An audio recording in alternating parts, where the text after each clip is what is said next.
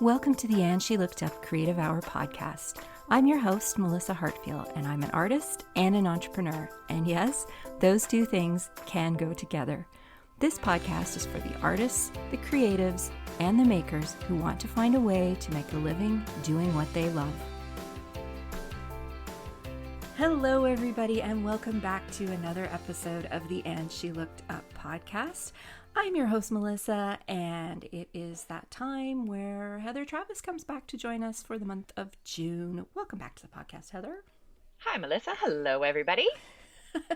We have a lot of new people hanging out with us recently. So for those of you who don't know Heather, she pops by once a month to talk about the business of creating. She is an artist who specializes in large-scale paintings and murals, but she's also a PR professional by day. And so we combine those two talents of hers and make the most of them once a month here on the show. Heather, before we go any further, where can people find you on Instagram? Because I think that's the best way to hunt you down. Yeah, for sure. I am at Heather Travis on Instagram. I also have a website, heatherlyntravis.com, but you can find that going to my Instagram. So yeah, just search. It's been 20 years of a PR career, and when you type in Heather Travis, I'm the Heather Travis that you find on Google, and I'm very proud of that. Amazing. Yes, I believe you had to bump out a porn star, didn't you? I did have to bump out a porn star, and that is also particularly, I feel like that should be on my LinkedIn. So yeah. It should. That's a big accomplishment. Okay, so today Heather and I are going to be chatting about, this was actually inspired by an episode that we did, not Heather and I, but an episode that of the podcast that went up a few weeks ago with Deb Wong from Dessert by Deb. We were talking about subscription boxes, and she was saying that it's important to remember that if you build it, that doesn't necessarily mean they will come. So I think we're all familiar with the movie Field of Dreams and James Earl Jones saying, you know, if you build it, they will come. And he was talking about a baseball diamond and Ray Kinsella's dad. Mm-hmm. Yeah. Not business. Yes. That is a great book. If any of you have ever had the opportunity to read it, Shoeless Joe by W.P. Kinsella, who is or was a Canadian. He has since passed away, I believe. Really? But yeah, it's a really lovely, lovely book. If you have not read it yet, he's written some really lovely baseball books. Anyway, that episode, if you want to go back and listen to it, was episode number 58. So you want to start a subscription box service. And that's something that Deb and I talked about in the episode. But it gave me and Heather some inspiration for what we're going to be talking about today. And that is that your art or your jewelry or your throw rugs or whatever it is that you create or sell is not going to sell itself. Just because you put it out there doesn't mean people are going to come. Having said that, before we dive in, you do need to create things in order to sell them. So you do have to build it. Yes. And they might come, but you're also going to have to do other things to make sure that they come. And that's what we're going to be talking about today. And another thing that kind of inspired this episode is just a lot of the time that I spend in Etsy groups and things. And I see this so often. It equally frustrates me and equally saddens me. And that is how many people will post, I've had my Etsy shop open for a week and I haven't had a single sale. I feel like I should just give up. And I think it's really important to realize that sometimes when you put stuff out there, people don't just find it. Very often they won't find it. It can take months before you get any kind of traction. And you can't rely, just because you're on a big platform like Instagram or Facebook or Etsy or eBay, it doesn't mean they're going to deliver shoppers to your door. You still have to do a lot of work behind the scenes. Yeah. So we're going to be talking about the benefits of persistence and consistency and things today, but we're also going to be talking about how to actually get your work out there and have people find out who you are and Mm-hmm. come to you. So yes, that's what we're talking about today.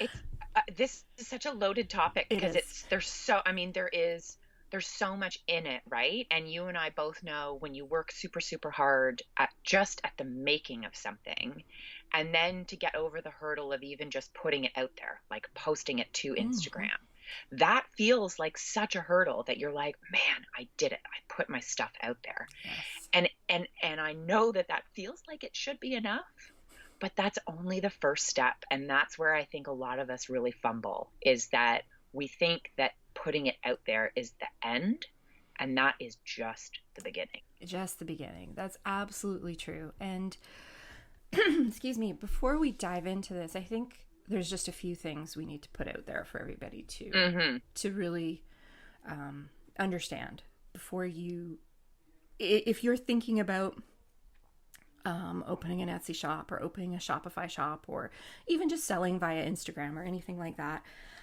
There's a few things you have to be aware of before you start. And the first is, as we've implied, sales don't just magically happen. Even on those large scale shopping platforms, they Mm-hmm. don't. And this is, I think, one of the reasons why I see this about Etsy so often is people sort of think, oh, I just open an Etsy shop and Etsy delivers the shoppers to Mm-mm. me. And that's not true. No, and you and I have talked about it before. My Redbubble shop, all of the sales that have happened on Redbubble, which is a massive platform and has huge global audience, all of those sales, 100% of them, okay, I'll backtrack, 99% of them are directly result of my hustle, not Redbubble Yeah. bringing people to me. And I'm the same on Etsy. Mm-hmm. About 65% of my Etsy traffic is driven by me, and Yep. a higher percentage, I don't know the exact number, but it's definitely higher than 60% of my overall sales are to people who I have Mm-hmm. some kind of relationship to, usually on Instagram. I wouldn't call them friends or Mm-hmm. relations, but they're Mm-hmm. people that I have had a connection to and who I know have been following my work for a long time.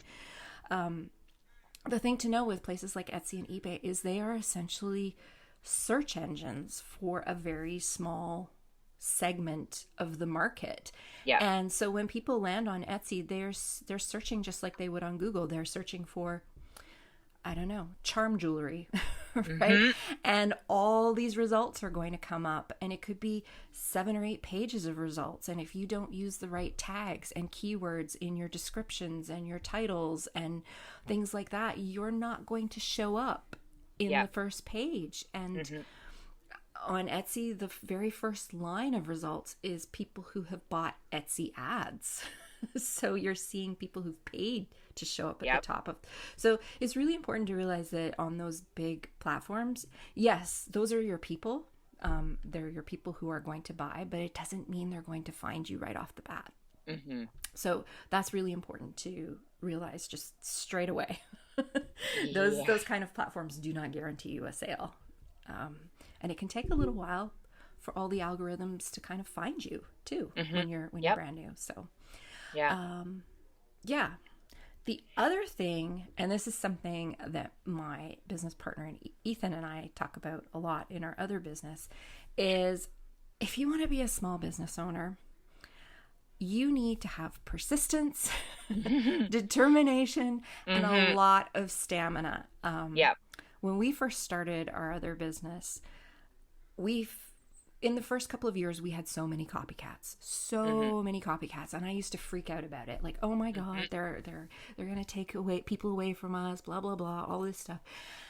And most of them disappeared within a year.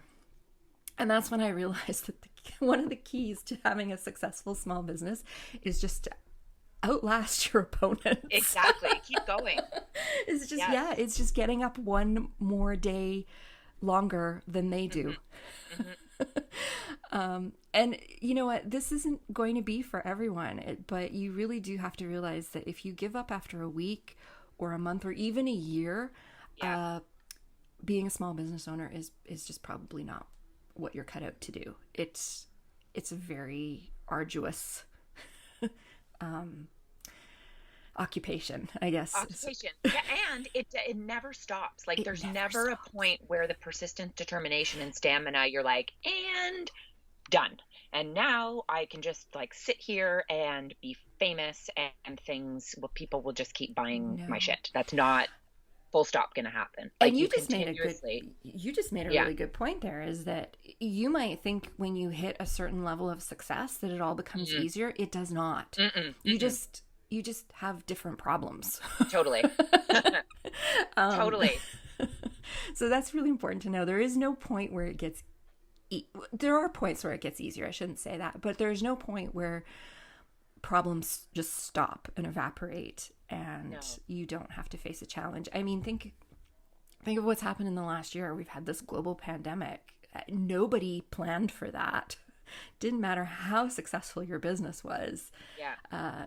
The world just came to a crashing halt for a little while, and some people were able to pivot and some weren't, and that's unfortunately one of the risks. So I think the other thing too and you and I have talked about it, is that and I'm just looking at some of our notes here, that selling makes you, particularly as an artist, makes you like seem hokey or used car salesman feel me, icky. or like, come Yeah. on down to my, the painting is right.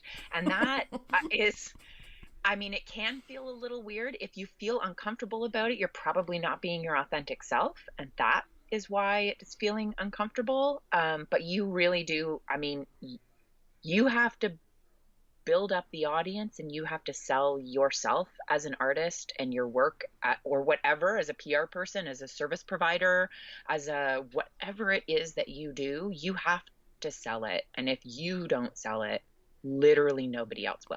Yeah, and I know this is a really big mindset issue for a lot of creatives. We feel icky selling, Mm-hmm. we feel Mm-hmm. weird.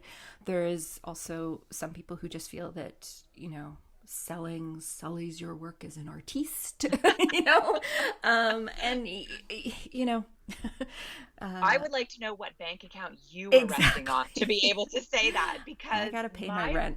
my trust fund hasn't kicked in just yet. But when it does, I would love to just rest back on my laurels and say, ta-da! But no, Yeah, we'd all love to be in a position where we could just create and not have to worry about yeah, whether or not somebody buys it or pays yeah, us. But the reality is we all have to make a living, and so it is something we all have to get over with. I struggle with selling tremendously. It's so hard for me, and I really have to force myself to do it. But the flip side of that is people don't just magically know what it is that you do or who you are.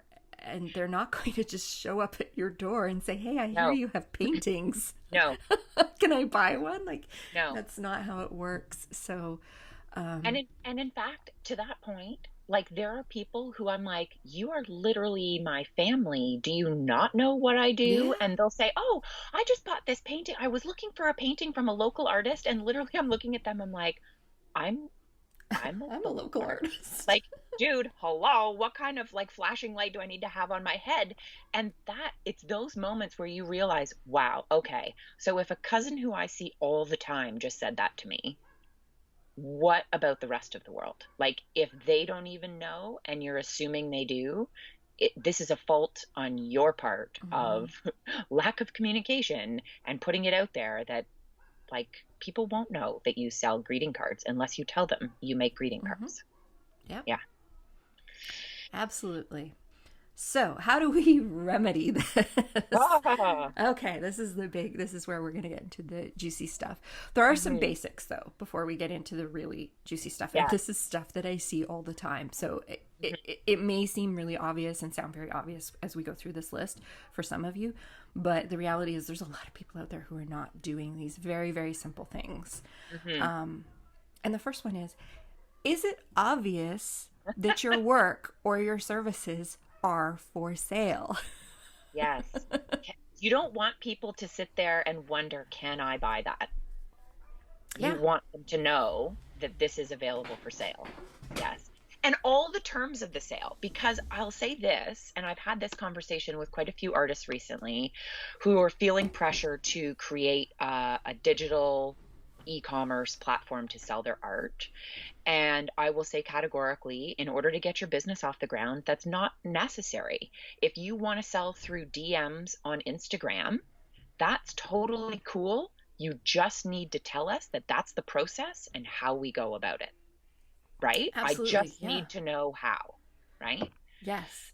And that's another one. Is it obvious where people can buy your work? And this came up a couple of weeks ago.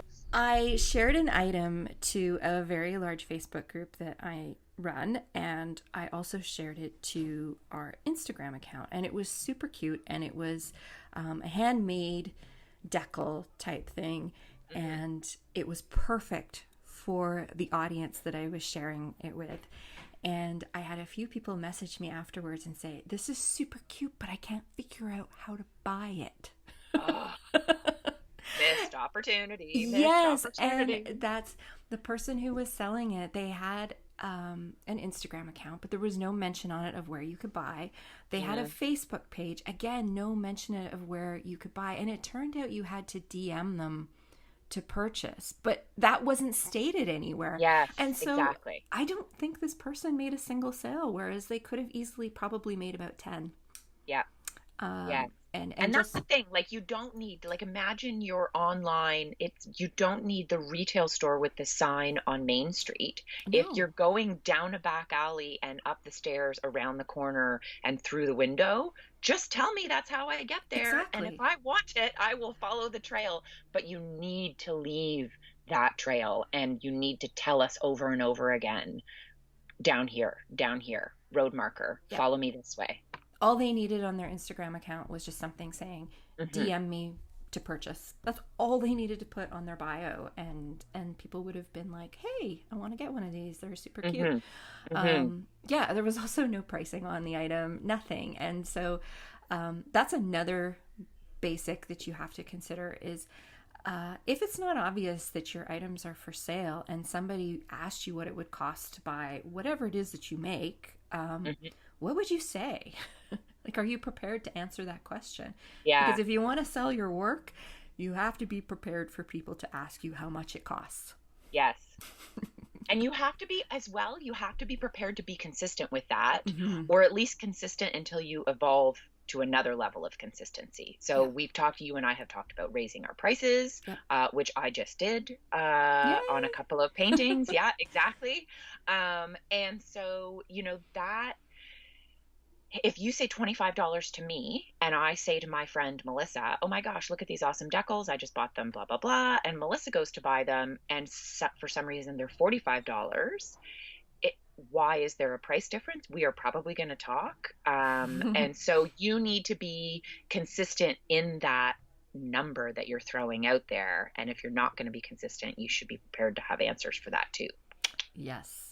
And Heather and I have done several episodes on pricing your work, and also there's a few out there that Lisa and I recorded on pricing your work, and I will leave links to those in the show notes because this is something you really need to think about before you start putting your stuff out there. There's a lot of aspects and Hmm. things that go into pricing because you want to make sure that you're making money, Hmm. not losing money when you price your items. So, Yes.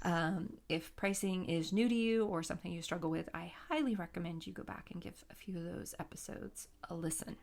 Yes. And those will probably help you putting yourself out there too. If you're Yes. solid in your pricing structure, and I think part of this, and we talked about it, is, the persistence and determination and stamina that you need to have. You also need to just have confidence and really pull on the big girl panties and have confidence in your product and your pricing and the process that you have around putting all of that out there. Like you need to Yeah. have confidence. And that's easier than or that Oh my sounds God, easier than it easier. Yes. is. Yeah. And I think even the most successful artists and makers and crafters have Hmm. I mean, before we even hopped on this call, I was just telling Heather that I was just having a really rough couple of weeks where I just felt like nothing I did was moving the needle. Like, it happens. It's just something that we all have to deal with. And Yeah, that's a whole mindset issue on its own. We could probably do a whole episode on boosting your confidence. Yeah, no kidding. But I'll tell you, and this, funny enough, is a perfect example of, and I've talked about it before. I reuse canvases quite a lot. Mhm. There's dogs playing poker, many layers in on all of my paintings. Um, and I am also not super, super precious. So unless I like love, like over the moon, would keep it in my home, love a finished piece of artwork. If it doesn't sell, I will paint over that painting. And I had a couple of paintings, sort of. I was eyeballing the canvases as, okay, you've been up for sale for a couple of years now. Nobody has purchased them. While I love you, I'm not in love with you. So maybe those canvases are going to get repurposed. And literally the next day, both of those canvases sold. And I was gobsmacked. And it was somebody who found me on a totally different platform than I regularly post on. And it was because I put myself out there that those sales happened, but it happened almost 2 years after I created those items. Just never know. You just never know. And that's exactly it. But you have to keep putting yourself out there over and over and over again. And that's where the persistence and determination comes in, but also like the stamina for your confidence. It's really hard. It is hard. And that's one of the first things on our list of how to move this forward, how to get people to find you. And that is, you need to talk about yourself and promote yourself way more than you think you do. And, and I know for so many of us, that is so hard because it feels weird and uncomfortable. And a lot of us, creatives tend to be introverts. And that's just a very uncomfortable feeling for us. So let's talk a little bit about how you do that. And I actually want to tell a story about Heather here. She doesn't know I'm going to tell the story. Uh-oh. I'm going to sip my tea while you No, it's a good story. It's a good story. So several years ago, Heather and I knew each other through work, but we hadn't spent a lot of time together. And we got asked to speak at a ag group conference. Do you remember this in Ottawa?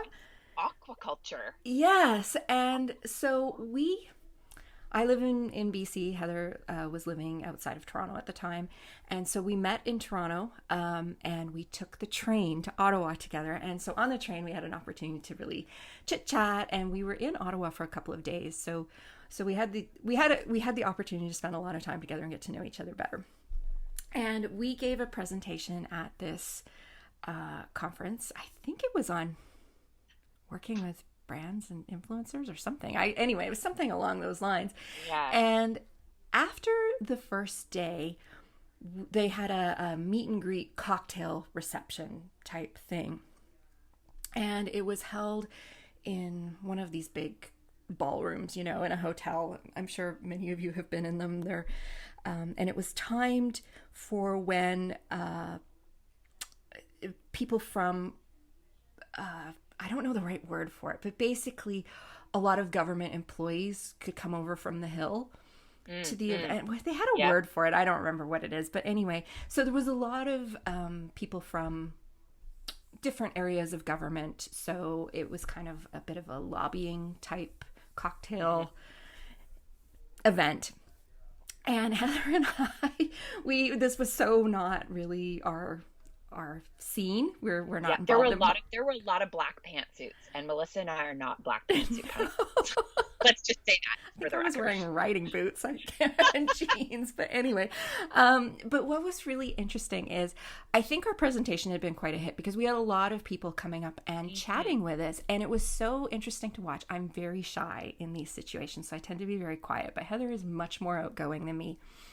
And she was having all these chats with these people who were coming up to us, just little chats. And it was so interesting to watch how she was doing this because she wasn't really talking about herself at all. She was just asking all these questions like, oh, so what is it you do? What does your business do? And what do you find really challenging with what you're doing? And all these questions. And then after this had happened 3 or 4 times, we wandered off to get some food, and Heather said, I'm just planting little seeds everywhere I go.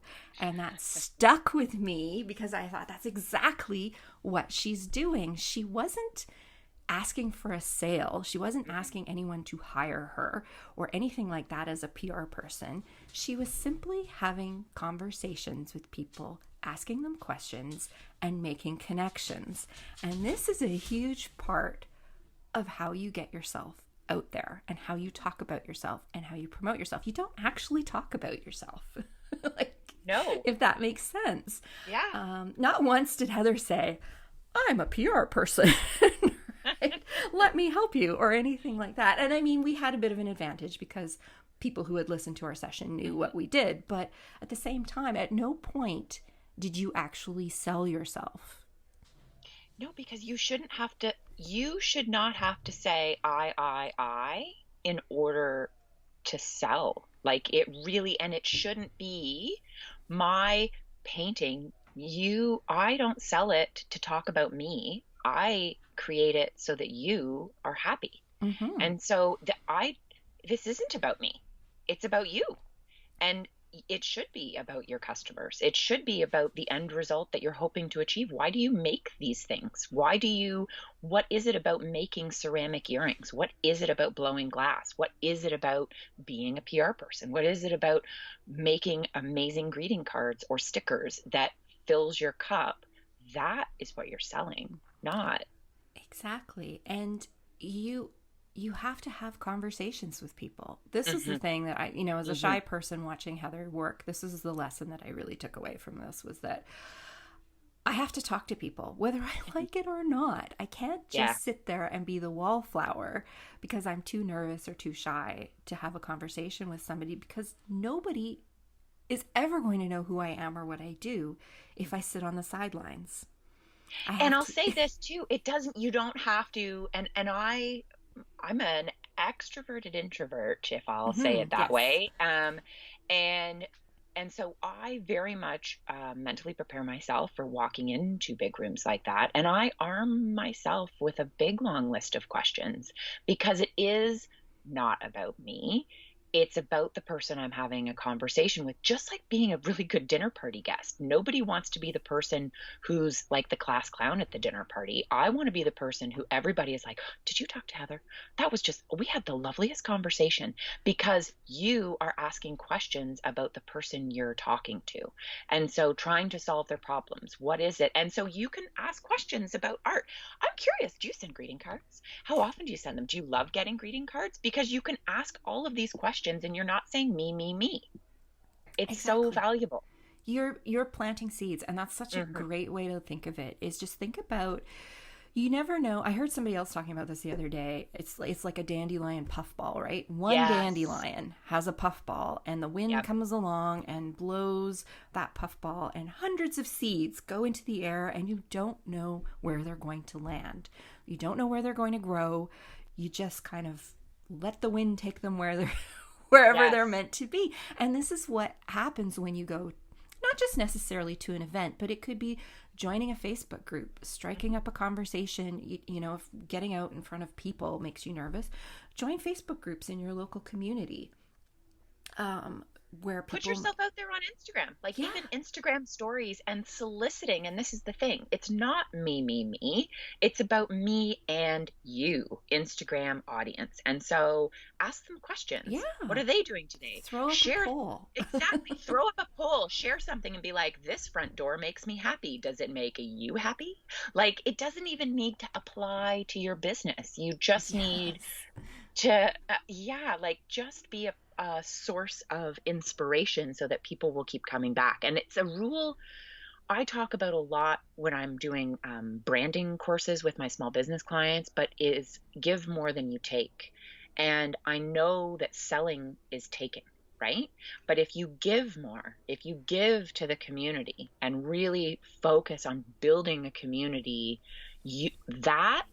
building a community is code for planting seeds. Yes. That is what you're doing when you are building a community. Yes. Because those seeds are going to be planted over and over and over again. Yes. So before we came on the air, I was telling Heather how I am in a local neighborhood Facebook group for artisans and makers. There's a very small group of us in the group who are allowed to sell to the group. The rest of the group is people who would purchase from us. Hmm. And I'm trying to build my email list for my illustration business. And so I put up a free downloadable coloring page that people could download if they signed up for my email list. And this is a fairly large group. There's just shy of 1,000 people in it. And I thought for sure I would get a couple of people who would want my coloring page. Hmm. And I was saying to Heather that not one. I didn't get a single one. And I was so disappointed. But what I didn't tell Heather is that a few hours later, the lady who runs the group contacted me and said she's running another function in another part of the city, and she said, I would love to use that as a coloring contest for this event we're doing. And I didn't want to use that particular one. I said, that's for my email list, but I have another one that actually might be a better fit for what you're doing. And Amazing. I sent it to her and she loved it, and so she's using that in her group. Amazing. Which I'm not part of, which is just getting my name out to more people. But if you hadn't planted that seed in Exactly. that group and put yourself out there, this would not have come of it. Exactly. And I didn't make any money here. Like, no money changed hands, but it's just getting my name in front of people. And I've been working really hard on that for the last little bit. And being part of this group also gave me the opportunity to participate in my first market this year. I've never done a market before, and it was a virtual market, so those tend to not be quite as well trafficked as an in-person market. But I still got some sales from people that I didn't know, who have since left really lovely Etsy reviews on my shop. Amazing. And I am now on the list for their next in-person market when we're able to do that, which we're hoping will be the fall. And so by participating in this smaller virtual market and getting a little experience under my belt, I'm now in a position to be in a bigger market where more traction could hopefully happen. So that's the seeds, right? You're just putting these little places out there. You never know who's going to pick up one of the seeds. And we used to put on this conference every year, the Food Bloggers of Canada conference, and I always found it so interesting to watch the people dynamics as the event organizer. You're kind of watching it from 50,000 feet. You're watching all the people interact, and you're seeing what's going on, and you're seeing the conversations happening. And you're a little bit removed from it all. And I always found it so interesting because every single year there would be somebody from a publishing house in the audience every single year looking for their next cookbooks. Yes. And the people in the audience who were from the publishing companies, they were always very quiet. You never really knew that they were, if you didn't know who they were, you didn't know they were there. And they were just observing. And they would occasionally have a question here and there. And it would be so interesting to watch the conference goers who were completely oblivious to this. Yeah. And that's the thing. So many people would stick to their own little peer group at these events. These are my 5 friends that I'm going to hang out with, and I'm not going to talk to anybody else. And it's like, you've just closed off some huge opportunities by doing that. No kidding. That was always my mission. Every breakfast was to walk to a table with people who I had not sat with before and walk down and be like, hi guys, I'm Heather. And I mean, that's just me, but that is, planting the seeds and introducing yourself to new people. And it honestly, I walk around with paint colored clothes most of the time. One, because most of my clothes are just covered in paint. But 2, I tell you, it's a great conversation kickstarter, because when you're out and about and somebody looks at you and they're like, wow, what are you up to today? You immediately can say, I'm an artist.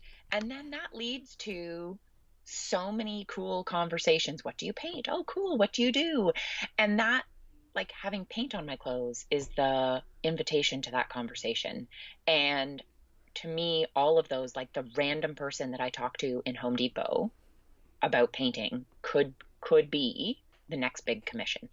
Yeah, They could absolutely. be, right? Hmm. And you don't know until you put, and my latest sale of those two paintings, I've started to use LinkedIn as a really powerful promotional tool for Mm. my products. And I have actually, I'd say recently, with extra emphasis on LinkedIn, I've generated a good chunk of sales from LinkedIn and event awareness. And these are people who are not on Facebook or Instagram or Yeah. other platforms. Very different audience. I would Mhm. really like to do an episode on LinkedIn for creatives Mm, because I think it's a mm, very underused massively. platform. And this podcast gets a lot of people from LinkedIn, Yeah, which I find so interesting. So, uh, yes, you never you know never who you're know. talking to. This is another reason why it's so important to just be kind to everyone you meet. You never know Yes, who that person is and what they do. totally. And if you are a shy person, here's the thing: any event you go to, there is somebody who is shyer than you. Totally. Look for that person. You know, you're if Yes. you're shy, you know who that person is. You can spot them. They're the person sitting by themselves, or looking really awkward, or sort of looking around the room like they want to talk to somebody, but they don't know how. Hmm. And you know, if you're shy, you know all the signs. Yep. Just plop yourself down next to them Yes. and just say, "Hey, I'm Melissa." And they'll be so thankful. I mean, think about it. If you're a shy person, you're so thankful when somebody comes and sits down next to you and starts the conversation. Yes. And Uh, that's the thing. If it's a room full of 200 and it's just like Instagram, you don't need to plant the seed with 200 people all at the same time. You mm-mm. don't need to stand up in front of the room. You just need to plant the seed and make a connection with one person at a time. Exactly. And that is so much less overwhelming than saying, "All right, stand up on your soapbox and go." That's very nerve-wracking. We are not sending you down the runway, at New York Fashion Week. You literally are sitting in your own backyard and can invite people in at your leisure. But it's those that one-on-one, like that's where community starts with one connection, It and then does. and This then one is, more connection. and this can be so frustrating when you're just starting out because it literally does feel like you're just adding people one at a time. And Yeah. sometimes it feels like weeks can go by before you add another one. Yes. But then And it like balloons though, it because I've does. had it where it's like one, and then all of a sudden it's like 100 new people are in this community of mine. Holy shit, where'd you all come from? Yeah. Right? It And that snowballs. Yeah. exactly. It can just take a really long time for that snowball to get going, and you just Yeah. have to keep at it. And it's painstakingly slow sometimes, and Hmm. I get it. I Hmm. get it. Hmm. And sometimes I will say categorically, and for all the creatives listening, sometimes it feels like you are standing there holding that snowball in your hands. It's melting. Your hands are freezing. You're crying. You have to pee. Nothing is going right. But just like keep moving on, keep plugging Just on keep because going. Yeah. it will, yeah. Yeah. It's worth it in the end. If you have the determination to persevere, it is worth it. Absolutely. Hmm. And on that note, just we were talking about conferences, but I do just want to say if you are somebody who is a little more extroverted or who is really comfortable doing public speaking, Mm. conferences are a great way to Hmm. make connections. And this is something I am very shy, but I am not shy about public speaking. I have no problem getting up on a stage. It does not bother me in the least. Um, and when you're the person up on the stage, you become the expert in the room. Oh You God, yeah. become the person that everybody wants to talk to. And if you do want to walk into that room and make 200 connections just like Hmm. that, be the person on the stage. Yeah. Um, and I know that's really hard to do right now, but we will get to a point where we can have events in person, and you can start with small events. You can move up to big events. And But you can do your own events. Like yes, don't yes, think about making like, oh, okay, I have to go and introduce myself to this big group and be the person. No, you can be your own person for your own event with your yeah. own small community of people. The events that we put on every year, the speakers are the people that everyone gravitates to. They all want to ask them questions. They all want to talk to them, even if it's just to say, "I really enjoyed your talk Mm-hmm. today." It's Hmm. a great way to just make all those little connections. And if you are a speaker, like some speakers they literally will come, show up for their 1 hour on stage, and then they're out the door. They're not interested in talking to the audience at all. Don't be one of those people. Yes. Honestly, anytime I've ever signed a speaker contract, I always come for the entire conference because one, I want to make sure that what I'm saying fits in with what everybody else is saying. Because there's nothing worse than being the person who's like, okay, my 5 Tone rules deaf, for this are, and they're polar opposite of what the last presenter just said.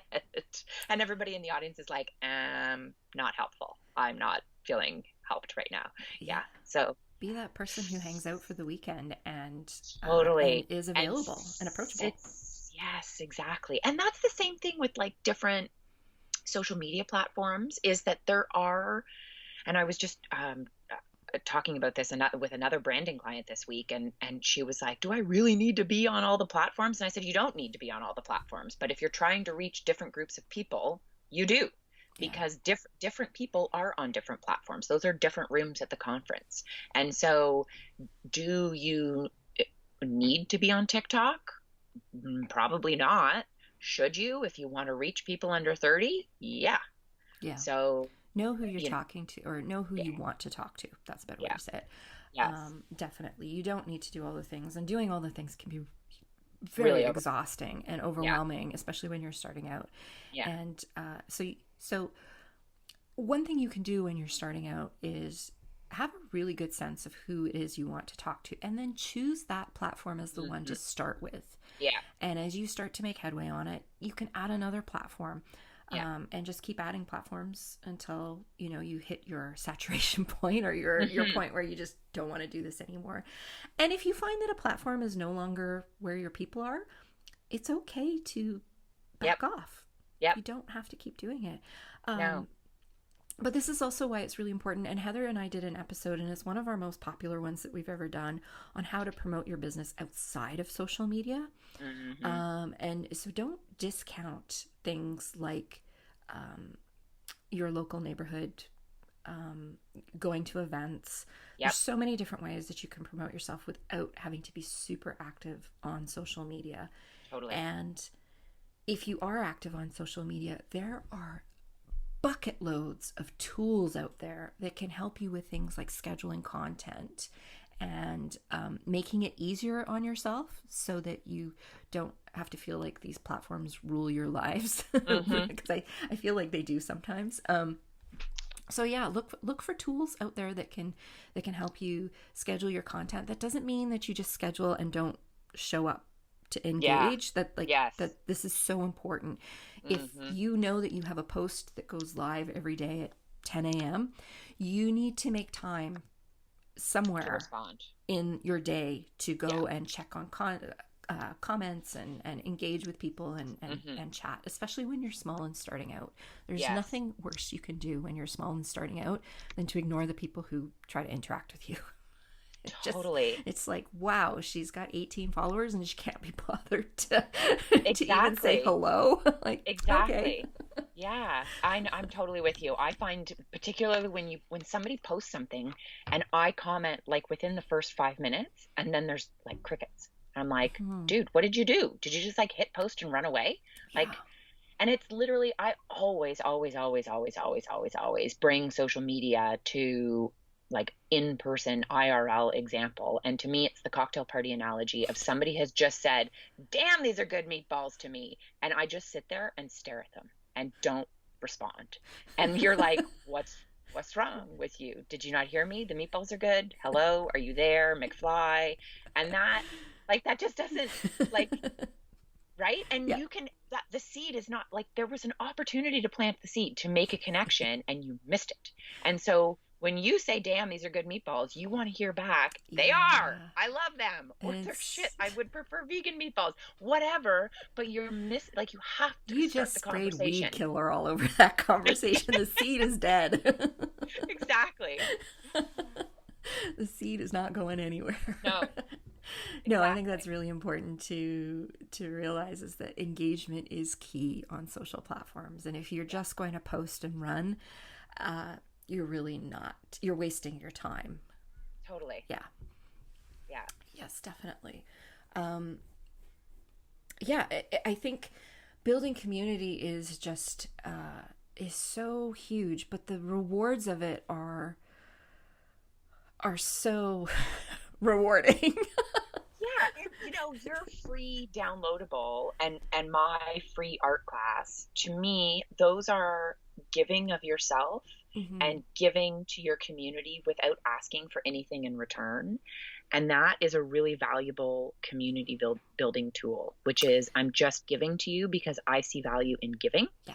and full stop, like leave it there. Yeah. And I'm not asking for anything from you. And I think it's important to also realize, and this was kind of the lesson that I learned last week, is that not everything you do is going to resonate. Yeah. I put the coloring page out there. I really thought people would be into it. They weren't. So, I've Or they spent aren't yet. Or they aren't possibly, yet. yes. So I've spent the week feeling sorry for myself and Mm. down about it. And now, and you're allowed to do that. You're allowed to Yes. have like Yes. your downtime and be like, it didn't work. I suck. All the things we say to each other, which we really shouldn't say to each other, or to ourselves, but we do. We do. And then you need to say, okay, it didn't work. So what's the next thing? And that is the key to running a business, is like, Yeah. you try a lot of things, a lot of them don't work, but some of them do. And when something doesn't work, you're just like, okay, that wasn't the thing. I need to Yeah. do the next thing. And you Yes. just keep moving. And Okay. so, Speaking back to the conferences, a wonderful nugget of advice that I have taken to literally every aspect of my life came from Marilyn Smith, uh, and her Second City uh, improv experience, which is the answer to everything is yes and. mm, And I love that because, yes, okay, I made it, it failed. Yep. And moving on. Like, and it happened. Yes. And because you're moving forward. It's yes. And we're moving on. Yes. yes. And more, more, more. If you have ever taken theater class in high school, or if you've ever done improv classes, or you've watched improv shows like Whose Line Is It Anyway? Hmm. Any of those shows, the rule when you're doing improv, as you said, is you always say yes. You always give the other person that you're on stage with the opportunity to move things along. You don't Yes. shut them down. You give them the opportunity to move forward. And that's something you have to remember, is that you say yes to new opportunities, but Hmm. you're also saying yes to give somebody else the opportunity to move forward with you. Hmm. And it's so critical. That's not to say that you should never say no, Oh my as God, no, as you exactly. move along. Boundaries, super important. Boundaries, super, super important. Yes, as you move along, you will start to realize the things that work and the things that don't work, and you'll become more confident in what you don't want to do and what you do want to do and what you can say no to and Hmm. what you should say yes to. But Yeah. it's really important to be open to new things, especially when they're scary. This is something I'm so guilty of. Somebody will come to me with an idea, or a client will come to me with a project, and my heart goes into my mouth, and I'm like, I'm not skilled enough to do this. I'm not good enough. I can't do this. And I think of all the reasons why I can't do this project. And really what it is I'm just scared. Yeah. I'm just scared because it's something that's pushing me out of my comfort zone. Hmm. But the thing is, if you don't push yourself out of your comfort zone, you never improve and you never move forward. Like, it's just Yes. part of owning a small business is getting comfortable with being uncomfortable. You've probably heard that before. Totally. And it's another thing that I tell myself and tell clients all the time is that if you're going to fail, fail forward. Mm-hmm. Everything, you can Mm-hmm. make mistakes happen, right? The goal is not making a mistake twice, right? Because then clearly you didn't learn from it. And so you need to fail forward. So what are we doing? We failed. Yes. And we're moving on. And what is the next step in what did we learn from this? What can we correct next time? Do we just abandon this entirely? Do we set new boundaries around what it was? Do we set, there's so many different ways you can refine it, but move forward. And that to me is the key. And that's part of the perseverance, right? Mm-hmm. Like just, yeah, Keep moving. Yeah. keep moving. And as Melissa said, I think it's really important to recognize that boundaries are important, and also that it is okay to pause the moving forward if it's not feeling Like I just took basically a full week off of all social media, essentially. And I didn't say goodbye to anybody. I didn't give any reason why I was leaving. I just did. And now I'm back, baby. And it was a mental health break, and it was entirely for me and my boundaries. And Mm-hmm. I owe nobody other than myself any explanation.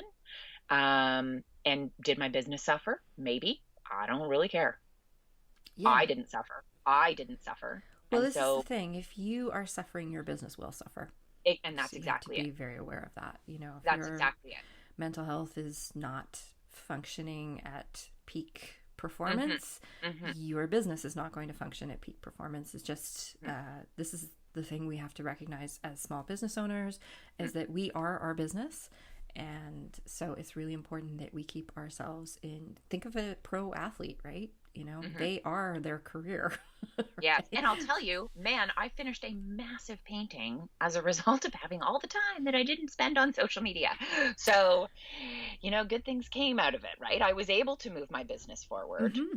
by taking a step back in one area. I was able to make leaps and bounds of moving forward in other areas. So I think that also too, it's hard when you're putting yourself out there. I have to be on all the time. I have to be out all the time. You don't, and you can control how that looks. Yeah. But I think the important thing, and this is what we're trying to get at with this entire episode, is that you can control what you put out there, but you have to put it out You have to put it there. out there. So, yes. We also did a whole episode on how to build community, which I will also link to in the show notes because that's the key. And building that true community, Hmm. we've talked about being active on social media. That is important. It's a way to reach people who you might not otherwise reach.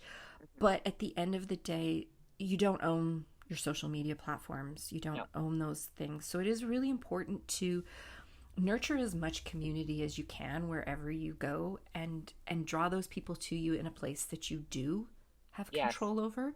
Yeah. So that could be your own website, it could be your newsletter list, even things that might seem safe like a Facebook group aren't safe. No. As somebody who's run a Facebook group for years now and all the changes that those have gone through, Hmm. it just not safe. No. So just find ways to bring those people to you and recognize that not everyone is going to want to come off those platforms. There are people who Totally. just hang out on Instagram, and that's why it's important to be aware of that and decide how you want to handle those types of platforms. And Totally. But I also think of, I do a lot of planning for the zombie apocalypse. oh, And awesome. yeah, I know, right? I know where And I'm hanging so, out when it and happens. so when the zombie apocalypse happens and we have no more, like literally the internet goes away, Hmm. I I would like to think that I have made enough of a dent and an impact and planted enough seeds that when people are roaming the earth and hunting down long lost Twinkies, that they will say, my house would be brighter if I had a painting from that artist who I loved. Do you remember when we were on Instagram? Her name was Heather Travis. That, and that they'll remember my name and search me out. And so that, because they felt a connection to me because of the community we built, and that they're going to go and hunt for it elsewhere. That to me is my goal, that when it all disappears, that the community is still left standing because of the effort that has been put into it. And that even if Facebook disappears or Instagram disappears, that there will be people roaming the earth looking for me, my content, my community, my contribution, because they felt a part of something, value in it, whatever. Yeah, and don't forget to build community with people who are not on the internet. I think Yes. this is something we really overlook is like your immediate neighborhood. Do your neighbors know what you do? Mm-hmm. And Mm-hmm. I read somewhere in a group that I'm in, this one woman, I think she ran a candle company. Anyway, she took little sampler candles and she put them in these really pretty little bags with a card, and with a discount card or something. I can't remember how she did it, but she put the little sampler candle in a really pretty drawstring bag with the card saying who she was, letting people know she was their neighbor. And then she went out and she delivered one to everybody on her street. Brilliant. Didn't cost her very much money because they were just the teeny tiny little like tea light type candles. Brilliant. And now all of a sudden, all her neighbors got a free little candle that smells really pretty, and they know what it is that she does. And so when the zombie apocalypse does happen, and they need a candle to light up their bunker.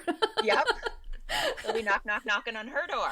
Exactly. Or they're going to remember, you know, the lady who gave us a candle. So those are the types of things you can do. Do not forget in-person marketing. And she didn't have to actually knock on their door and say hi if that's something that makes you nervous. She simply dropped them in the mailbox or put them on the porch. Just a nice little gift. And the ladies at my local post office, I'll tell you, are my biggest fans. And I mean, right now they don't high five me because COVID, but I would get high five. Are you sending another package of art to somebody, Heather? Is this what this is? Is this what's in here? And then, like, if there was no lineup behind me, show me a picture of what it is that you're sending. I want to see it. Like, these women were totally behind it because I let the cat out of the bag. All the time. Exactly. Yeah. I let them know that I'm so excited. This is, last summer I'm shipping Christmas ornaments. What? It's July. What are you talking about? Well, I'm doing this. And then I sold one to one of the post office. She's like, I told somebody about your Christmas ornament. You just never know. And it's not because I walked in with a big sign on my head that said for sale. I walked in spreading the love and the joy for the thing. Yeah. And I think a few years ago, I was looking for a new family doctor, which is virtually impossible here in BC. And I finally got in with one for an interview. You get interviewed. Oh, wow. I finally got in with one for an interview, and I went in, and she was like, asking me all the questions. And then she's like, so what do you do? And I thought that was a weird question, but apparently they just want to know that you do something. And I said, oh, I'm a graphic designer and an illustrator. And she was like, oh, well, that's really cool. And like I guess that wasn't an answer she got very often, but there's an episode somewhere back in the archives where Lisa mentions that her dentist is one of her biggest sellers of her book. He's always talking up her book because, super cool. He just thinks it's really cool that she has a book and that people buy it. Yes.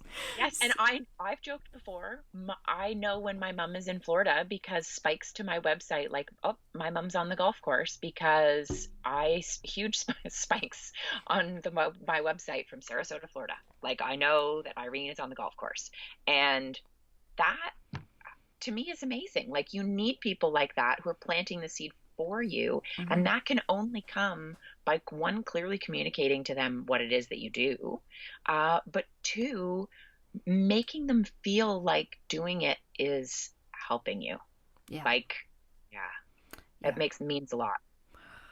Yeah. So, I mean, really at the end of the day, what we're trying to say here is you need to get yourself out there.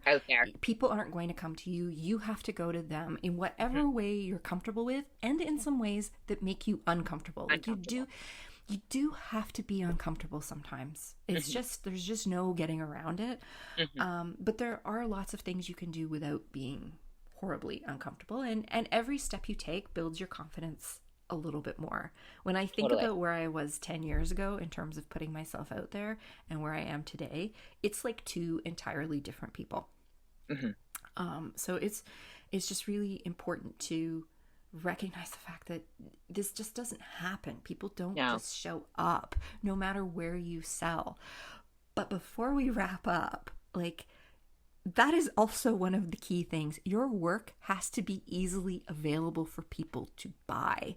Yes. And let's talk a little bit about how you can do that, because this is a key step. You can tell all the people in the world what you do, but if there's no easy way for them to actually buy the thing, it's just a lot of hard work that's getting you nowhere. And you're going to be sitting there going, how come nobody buys from me? I talk to so many people. People say they love my work, but nobody buys.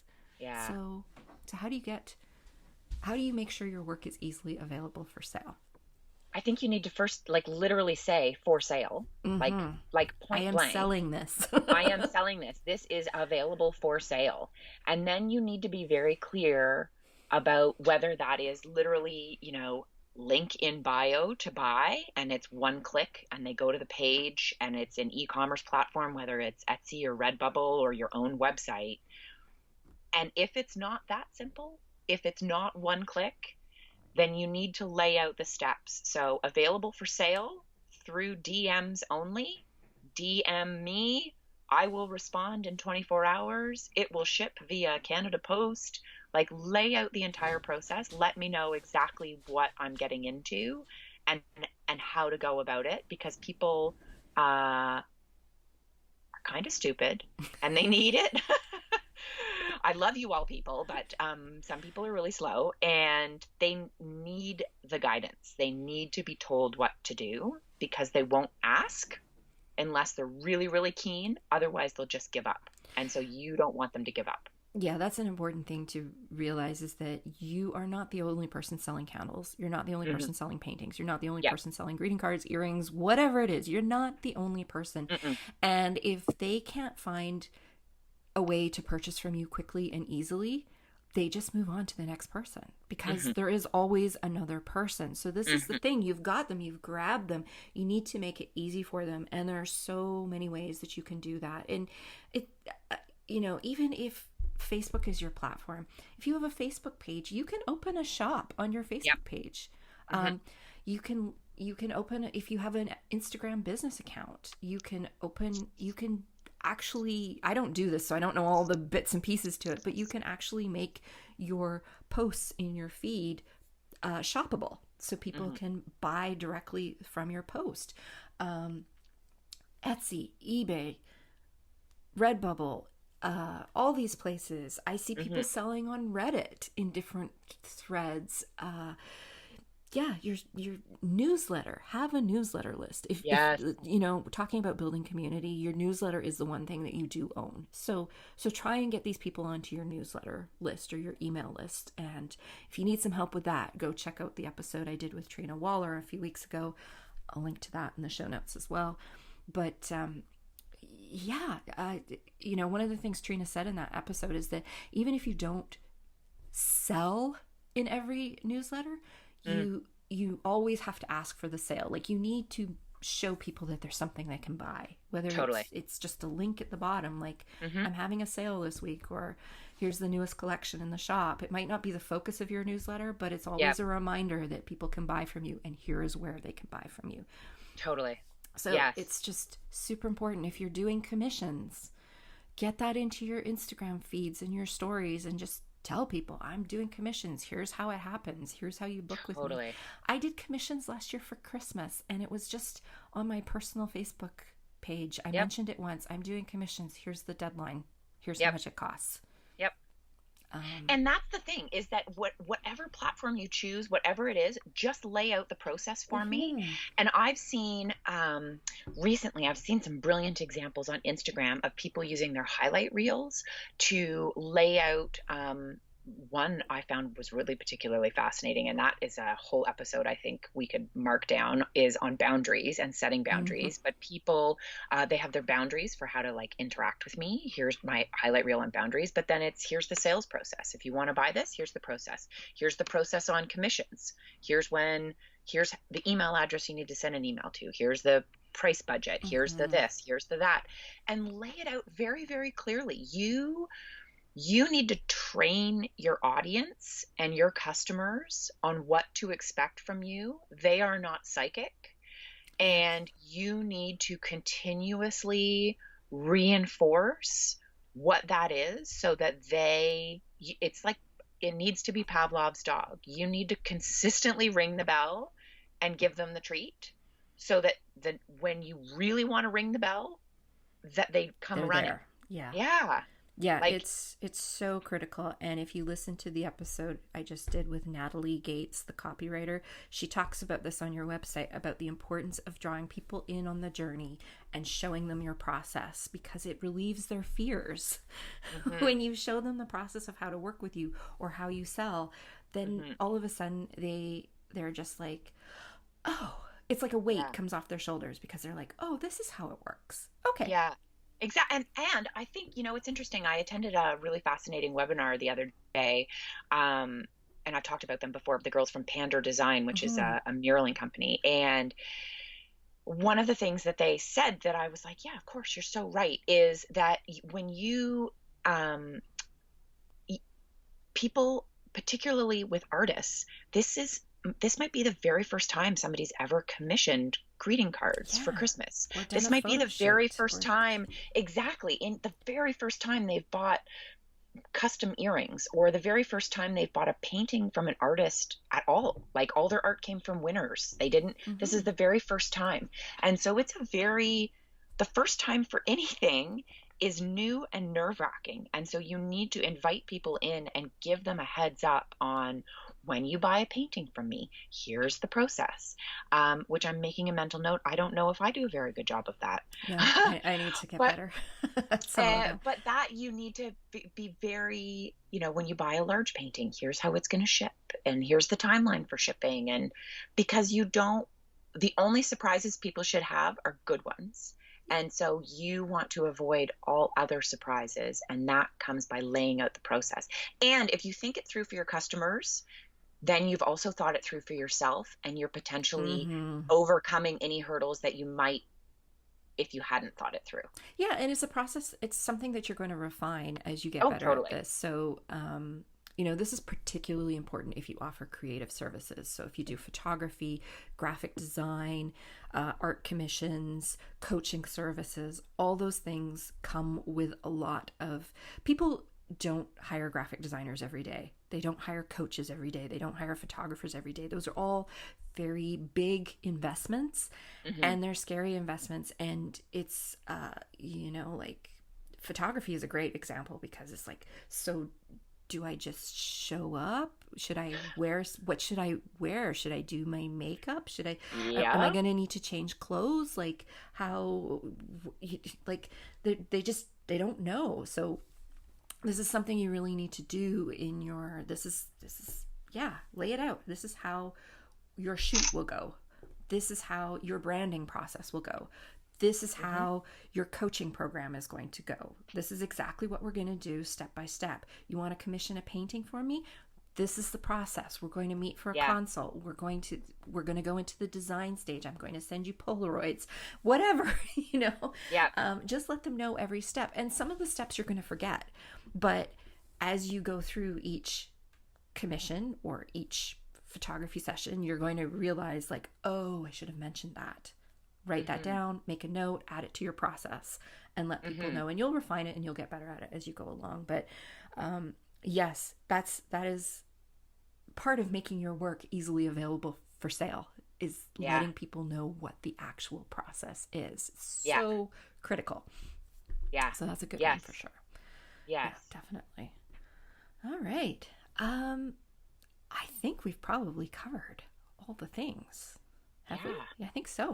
I feel, I mean, It's a huge this is, topic. But it's a huge topic, and I feel like we've simultaneously told people to just like roll themselves in sprinkles and just like dive into the world. And also, it's a hard process to put yourself out there, mhm. particularly as a creative.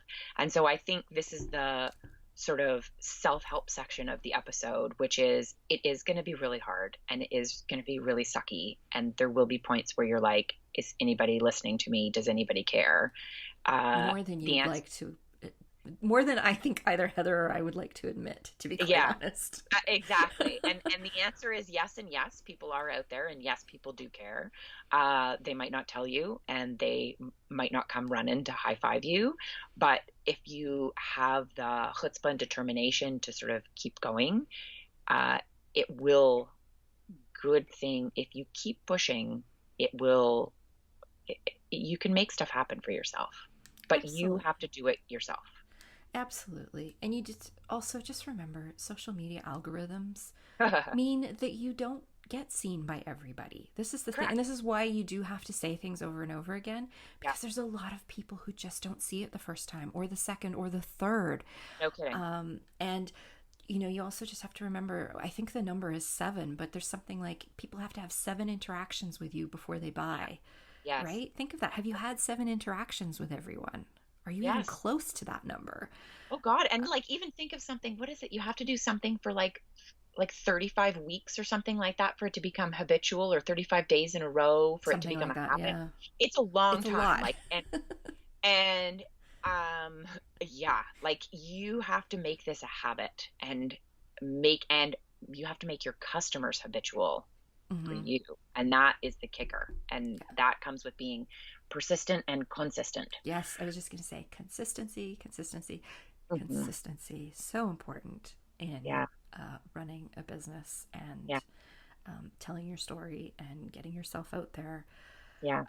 You I really, yeah, go ahead. I was just going to say, you also need to find a little tribe. Like Melissa and I, Hmm.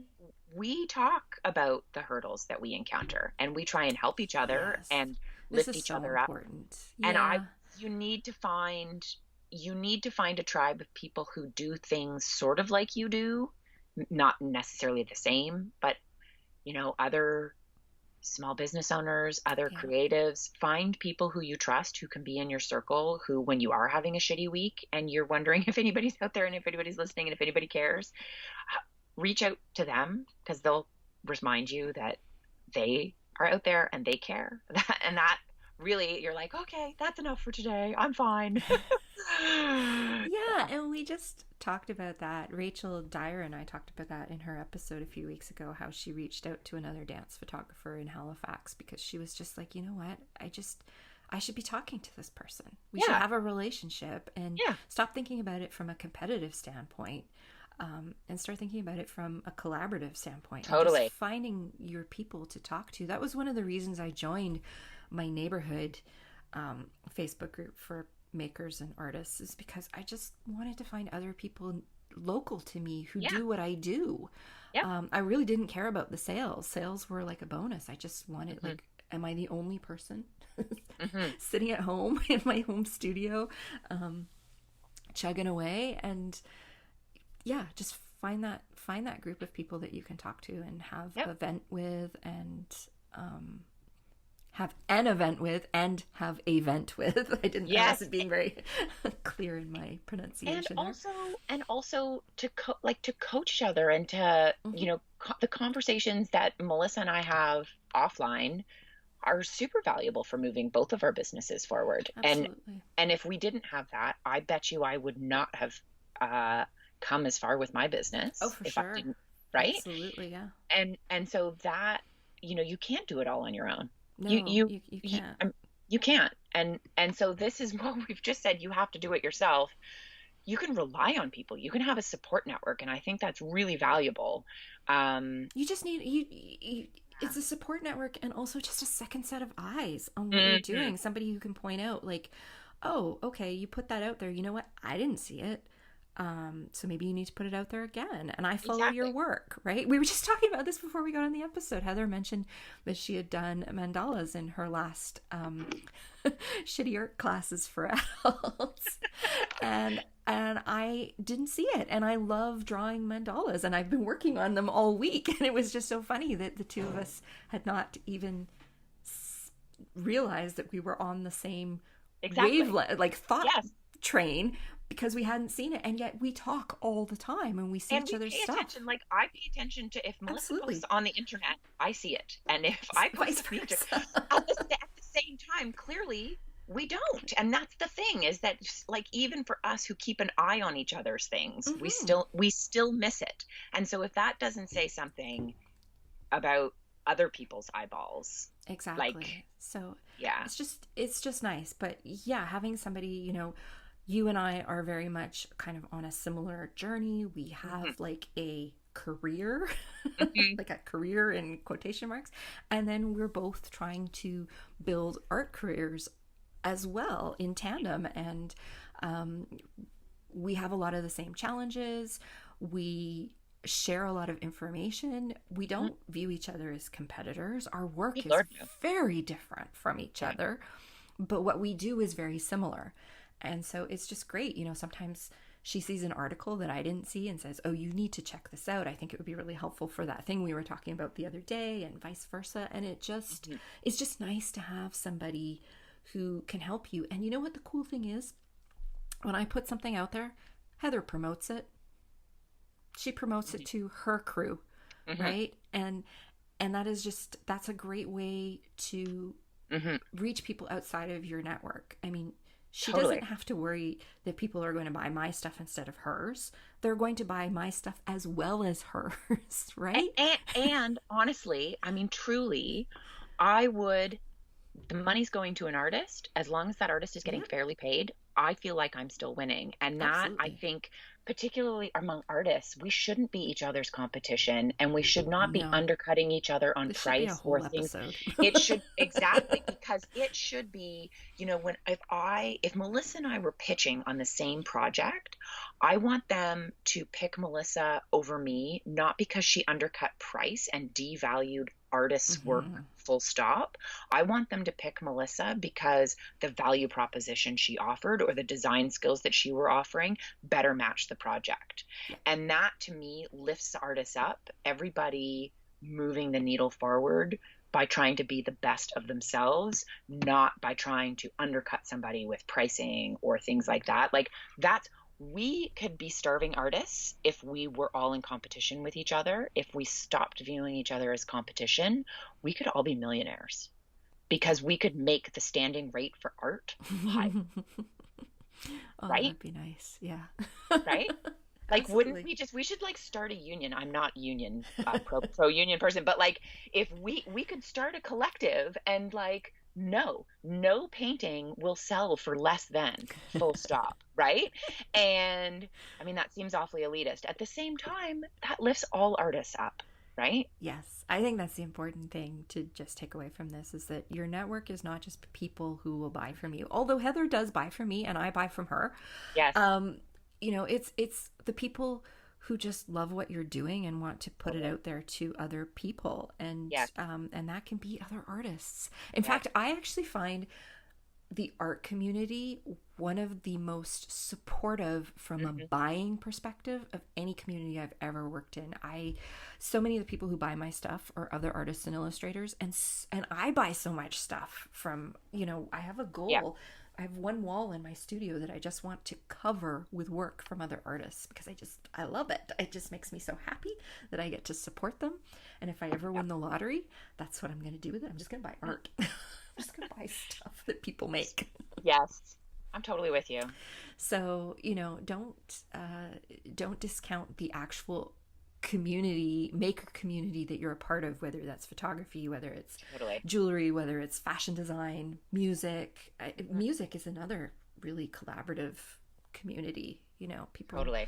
So, those are people who can get your work out there. And community too. I mean, I'll call them people who are part of my Insta fam, you know, my Instagram community family. They've never bought a thing from me, but I know for a fact they've been responsible for other people buying things from me. Yeah. And you know, their value, even if they hadn't been responsible for those sales, their joy in sharing and being a supporter of mine, I could care less if they've bought anything. That support is what I value, and that's what I'm trying to foster. And those people are very important. And in fact, they're probably more important than the random one sale who doesn't interact at all.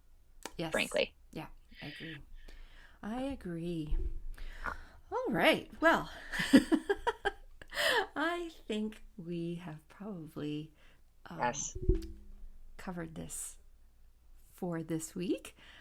But this was, most of the episodes that Heather and I do together are inspired by something we see in real life over and over and over again. And this was certainly one of those episodes where we were just seeing so many people who are doing really incredible things, but they're just not getting it out there, or they're getting discouraged, or they're giving up too quickly, or they're not giving themselves a chance. And it's just so important to just recognize that you do have to put yourself out there. You have to get up every morning, and you have to do the thing. You have to make the thing, and then you have to put the thing out there, and you need to tell people about the thing. Yes. So, yes. Build it and tell them about it, and then they will come. Exactly. And then tell them about it again. That's right. And then they'll keep coming. When they leave, you thank them for coming. And then you tell them to come back again. Exactly. Exactly. Exactly. Yes. Subliminal messaging, except it's not subliminal. You just tell them. In like all caps, clear language. Like, don't try and be like sneaky and use fun little like, oh, sneaky language. Literally, this is for sale. Yes, this is for sale. Thank you for buying it. Please come Exactly. back. Yes. Explicit. You need to be so clear. Like, no cheeky marketing copy. This is like clear. Yeah. All right. Okay, everybody. Well, thanks so much for joining us this week. Heather will be back next month. We don't know what we're going to be talking about yet, but she'll be back next month as usual. I will be back next week with a brand new episode, and I will talk to you all then. Thanks, everybody. Bye, everyone. Thank you so much for joining us for the And She Looked Up Creative Hour. If you're looking for links or resources mentioned in this episode, you can find detailed show notes on our website at andshelookedup.com. While you're there, be sure to sign up for our newsletter for more business tips, profiles of inspiring Canadian creative women, and so much more. If you enjoyed this episode, please be sure to subscribe to the show via your podcast app of choice so you never miss an episode. We always love to hear from you, so we'd love it if you'd leave us a review through iTunes or Apple Podcasts. Drop us a note via our website at andshelookedup.com or come say hi on Instagram at andshelookedup. Thanks for listening, and we'll see you next week.